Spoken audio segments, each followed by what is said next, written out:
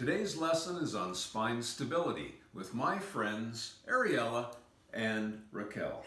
Well, inside your body you have a pelvis that you sit on, and that performs the role of being a platform to hold your spine. But your spine is this curious thing. It allows you to move and dance, and it allows you to lift heavy things.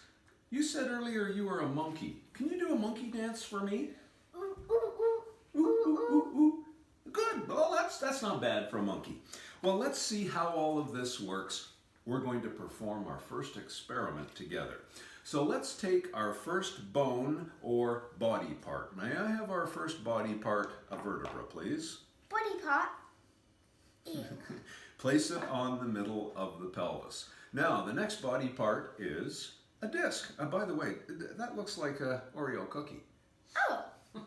May I have a disc, an intervertebral disc? That looks a bit like Jell-O to me. Mm-hmm. May I have another vertebra, please? Oops, another cookie. Very nice. Could you give me another vertebra, please? And we'll stack that up. And may I have another vertebra on top? Place it on. Oh, it falls over. Yeah, I'm just going to correct that. And you can see it allows lots of mobility, but it's not very stable. To allow it to bear load, I just touch it and it will fall over and fall apart. So that's not very good to allow you to, if you're a monkey and you have to pick up your baby monkey, how would you do that? You had to get stiff and strong. Feel what happens when I get stiff and strong. Well, Professor, they're rock hard. They are rock hard. Now you make it stiff and strong.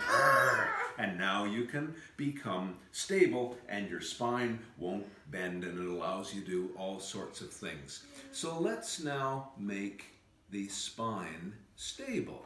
And we're going to put on our discs. Yeah, you can help me with that. Put our top vertebra, but it's got to be stacked like so. Now we're going to find out why we have muscles. Could you hand me some muscles, please, assistant? Muscles? They look like worms. Well, they actually, to me, look like licorice laces. Oh. Let's place our first muscle into the vertebra and notice that the muscle attaches through a toothpick. But when you look at a real spine, do you see there are little spurs of bone coming out? They attach the muscles at a bigger distance to allow more stability with the same amount of muscle force. So it's a very efficient system. Whoever designed our body was an excellent engineer. Now let's put in another muscle on the end of a bony peg. So Raquel, could you put that into the white stuff of the Oreo cookie? We'll just stuff it nice, that's all we need. And now we've pegged in two muscles on that side. And Ariella, would you peg a muscle? Just hold the bone there, and let's push the bone into the white stuff very carefully. Got it, good. Right there, fabulous. And let me put in one more muscle on this side. And Ariel, this is your side, so you can give me an assist on this. Just that's it, and we'll poke it in right and straight, right. Good, that's it. Now we've got some muscles on top of our very mobile spine. Now we're going to tighten the muscles. Remember when we went, we made our muscles quite tight and stiff. So Ariel, would you put your finger right there? Wait a second, we need a better angle on those muscles. No. Right, let me get the muscle there. Put your finger right there for me, sweetie. There we are. Now that is your muscle attachment point right down there on this bone right here. And that's exactly where it attaches. And Raquel, could you now put your fingers to attach the muscles on the pelvis on this side? Now look what happens.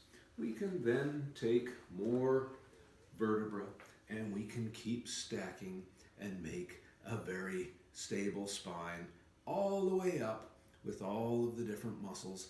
Up we go. but I just need you to make it a little bit tighter, sweetie. Tighten up the muscles just a little bit more. Now we have a very stable spine that allows you to pick up your baby monkey. It allows you to get those boys away in the schoolyard by a little bit of effort. Well, we've done our first experiment together. You're now a scientist. And you are now a scientist too. And you know what the best part of doing experiments is? What? At the end of the experiment, we get to eat the scientific apparatus. Yay!